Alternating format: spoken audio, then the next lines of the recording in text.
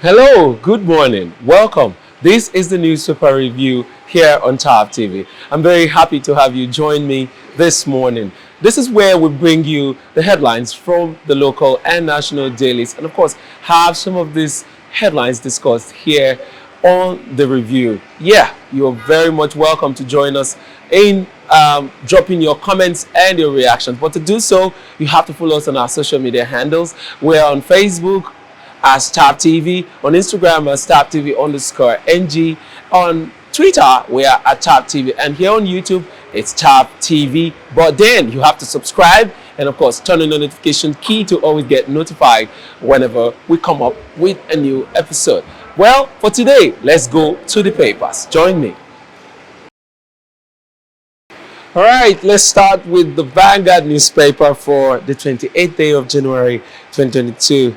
All right, the headline here says Governors, NLC, Nasima orders rail against 3 trillion naira subsidy bill. We also see under that it says committee will be set up to monitor 3 trillion naira subsidy. Governors, we can't accept figure without empirical data. NLC, we must start looking at other options. Nasima, PDP flays cost. Subsidy payment fails by 73% to 127 naira in December. Figure contradicts 270 billion naira monthly average claims by federal government.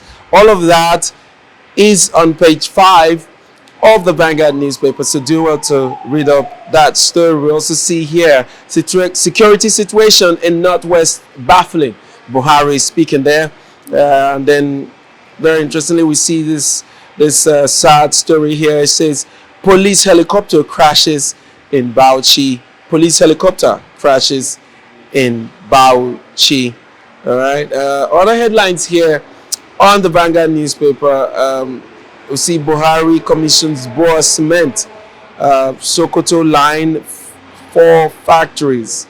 All of that is on page 8. I beg your pardon, of the Vanguard newspaper. Next, we take on News Direct. News Direct here is saying revenue assurance solutions. Federal government targets 1.3 trillion naira from network operators in 10 years. That's on page 3 of News Direct. We also see here Buhari inaugurates Boa's 3 million metric tons cement plant. Interesting one then. Osun 2022, Oni Ogunswa gave nod to Oyetola's re-election bid, lauded him for keeping to his electoral promises. All right, so pick up a copy of News Direct to read all of that story.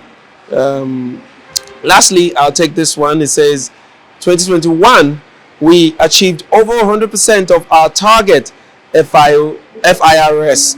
All right, so do well to pick up a copy of News Direct and read up all of the stories you've heard from that newspaper. Next, we'll take on the Daily Trust newspaper. Daily Trust newspaper here, the headliner says, promotion racket rocks road safety. Promotion racket rocks road safety. Yobe, Sokoto, Bayelsa, Rivers shortchanged. List of promotable officers not for public FIRS.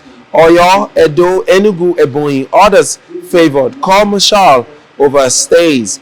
Right, that's coming from the Daily Trust newspaper. And then right under that, we see killers of police officers arrested in Jigawa.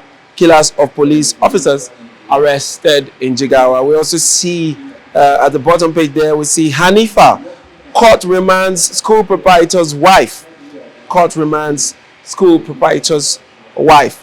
If you've been following that story of the murder of the 5-year-old girl in Kaduna State, you will understand what that report is about. All right, but then you need to pick up a copy of Daily Trust newspaper, and then you get the full story. And we also see here uncertainty as UAE lifts ban on Nigerian flights, imposes conditions. Uncertainty as UAE lifts ban on Nigerian flights, imposes conditions. All right, Buhari commissions Boa's 3 million metric ton cement plant in Sokoto. Okay, You need the full stories, you need to pick up a copy of Daily Trust newspaper and read up the whole story. Next, we go to Daily Sun newspaper. And then the big headline here says, Buhari gives military fresh marching orders. Buhari gives military fresh marching orders. Tells them to be more ruthless and decisive against terrorists. Bandits, orders causing insecurity. Says Nigeria shall win battle over evil. That story is on page 6 of the Daily Sun newspaper. Also here we see Ekiti Guba, confusion, protest rock, APC, PDP primaries. That story still is on page 6 of the Daily Sun newspaper. And then we see here security in near collapse. Clark tells president. Security in near collapse. Clark tells president. We also see the story of the lifting of flight, ban on flight. It says UAE lifts travel ban on Nigeria. 10 other countries. That's on page 23 of the Daily Sun newspaper. All right, let's move on to the Nigerian Tribune for the 28th day of January 2022 here. The big headline here says reps begin probe of actual daily consumption of PMS. Reps begin probe of actual daily consumption of PMS to ascertain maintenance, rehabilitation costs of refineries. That's on page 2 of the Nigerian Tribune. All right. Other news here, on the other headlines here on the Nigerian Tribune here says our economic policies working. Buhari commissions Bua cement line in Sokoto. Clark to Buhari, we, not you, brought peace to Niger Delta.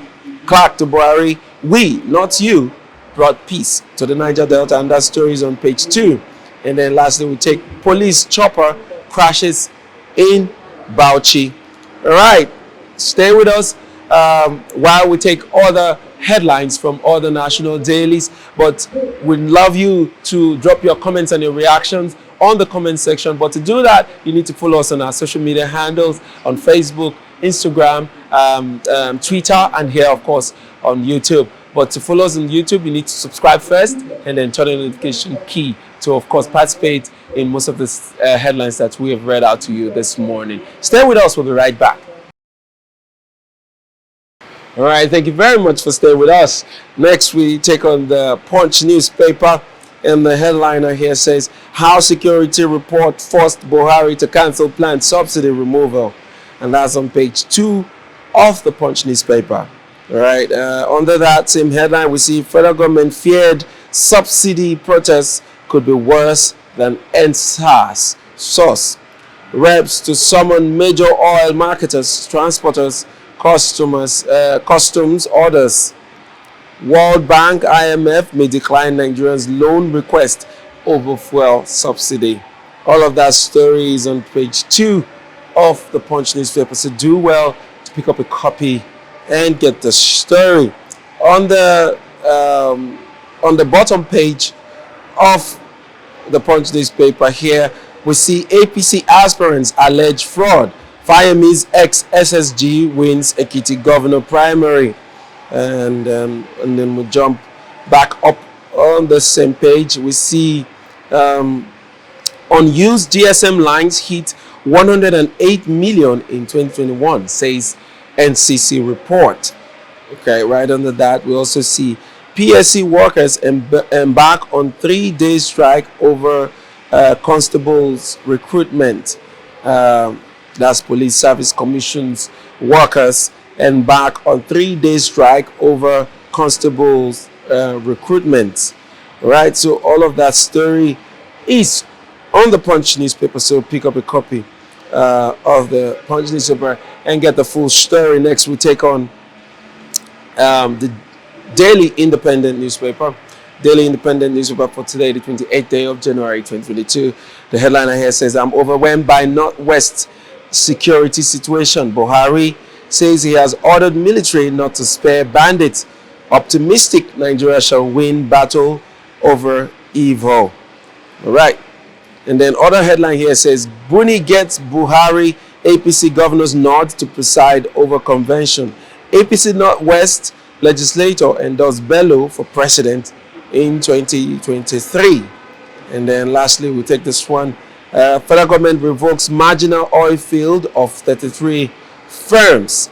All right. And then there's this interesting headline here. It says, PDP accused federal government of hiding under fuel subsidy to siphon 3 trillion naira. That story is on page 7 of the Daily Independent. All right, that's all we can take from the headlines today. Let's go into discussing some of these headlines for this morning. Thank you very much for staying with us. All right, we're still on here, the newspaper review here on Top TV. Now I've been joined by Mr. Victor. Thank you very much for joining me once more. He's my regular commentator here on the newspaper review show. All right, so let's talk about some of the headlines. Well, interestingly, there were quite an interesting headlines that we read out today, but this one caught my attention. It says, reps begin probe of actual daily consumption of PMS to ascertain maintenance rehabilitation cost of refineries. Is it the right time? Okay. When I heard the news, I was like, man, are we not tired of white paper, black paper, blue paper in this country? All over the place. Are we not tired? It's ridiculous. Is this the right time? Well, I think they are looking for work to do. As far as I'm concerned, we already know that they are rubber stamp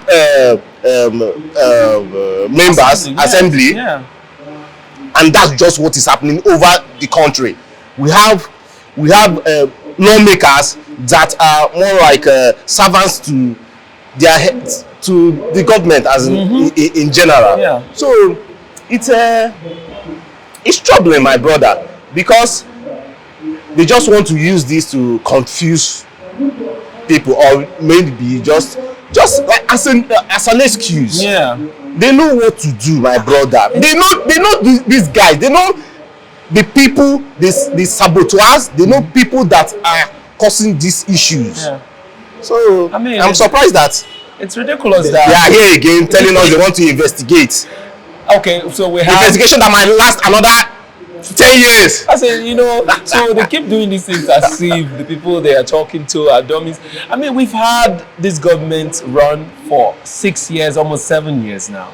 And for all this while that you people have, this issue of removal of subsidy have been on the table for as long as I can remember. You didn't probe how this thing is going to work and all of that. What are they even probing? We already know that the refineries, people are just there and they are getting paid bonuses for not doing anything. Last June, it was on the records that 10 billion was spent last June to these 3 refineries. That's zero production, nothing is happening there. Yeah. If you go to Port Harcourt refinery, my brother, it looks dead. Zero, nothing is happening. Yeah. And we are just wasting money.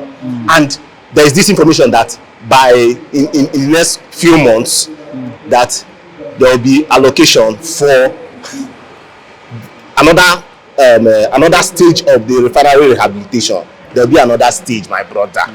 For how long will they be pumping in this money into this refinery? Look at Dangote refinery. Yes, everybody is excited because I think by the third quarter they will start producing about $500 million. That's $500,000, per day.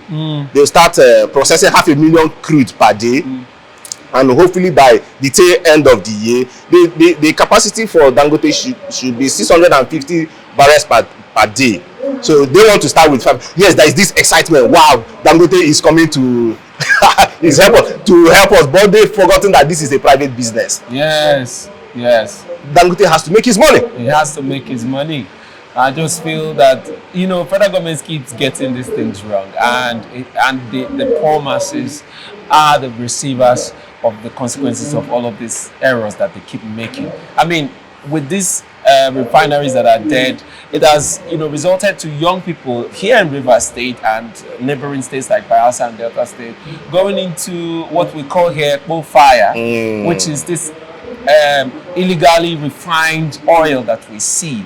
And I find out that most of the filling stations here in Port Harcourt or within the states around us get supplies from these illegal refined oils. So what is the federal government making it look as if refining oil in Nigeria is such a big deal? I wonder. You know, so if they really want to get this done, I believe they can do it, but they just don't want to do it. And now 2023 is coming up, and the story or the issue of removal of subsidy or subsidy removal has become the new thing now, and we cannot seem to hear anything else. And brother, my fear now is even the Dangote refinery, when it starts production with full force. Remember, we still have border issues in this country. Yeah. Cameroon is close by, and they sell petrol for 400 naira, equivalent of 400 naira. What will you expect? What will you expect? My brother, these guys, they know the problems we are facing in this country.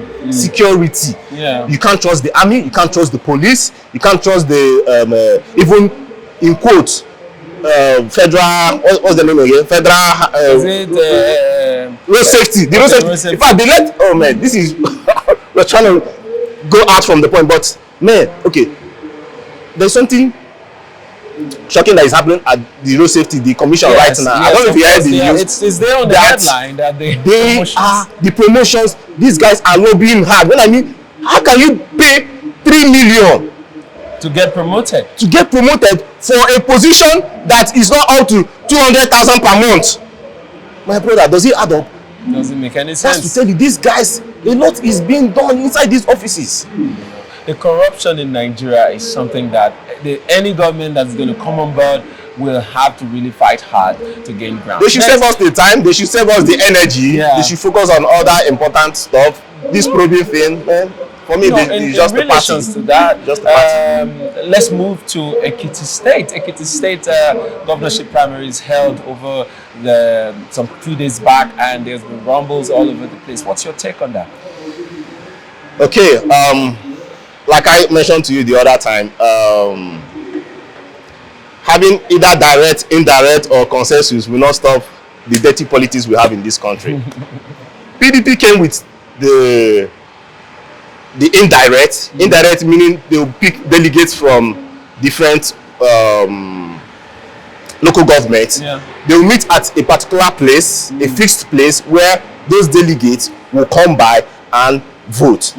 PDP had about 1,001 delegates on that day. The good thing there is that from their own results, we will see that half of the voters voted for one candidate. Half of the voters voted for one candidate. While Shegun Oni, the former governor of Ekiti State, he got 300. The other man got 600. The Fayoshe's Kolowale, that's Fayoshe's right hand man. He was the former SSG. No. He was the former chairman, PDP chairman of Ekiti State. PDP chairman, Ekiti State. So he got 600. Shegoni got 300. Then the rest about 7 shared the remaining vote. But in APC, my brother, they did indirect primaries of 110,000 persons. Indirect, meaning so far you're a card carrying member of APC, you are qualified to vote. My brother, the election was on Saturday, 22nd of January. Could you believe it? Before sunrise, the results, people were shouting, as in jubilating. Even before accreditation that starts from 6 a.m. to about 12, election starts from 12 to about 2. Before 6 a.m. of Saturday 22nd, the man that won, Aboyomi, that won, he came out on TV that said he was thanking God. I'm coming. Thanking God, you won with over 100,000 votes. So you left the 10,000, about 10,000 for the rest to share. Are you getting me? Yeah. Now, the aspirants, all of them came forth and said this election should be nullified. Yes. Which you know now is the normal thing. Now I ask, each aspirant in APC, they spend over 20 million to pick up the form. In fact, in general, they spend 22.5 million naira for forms. How will these guys recover their monies? And my brother, it does not end by just forms. So you see the desperation in this house. Yes.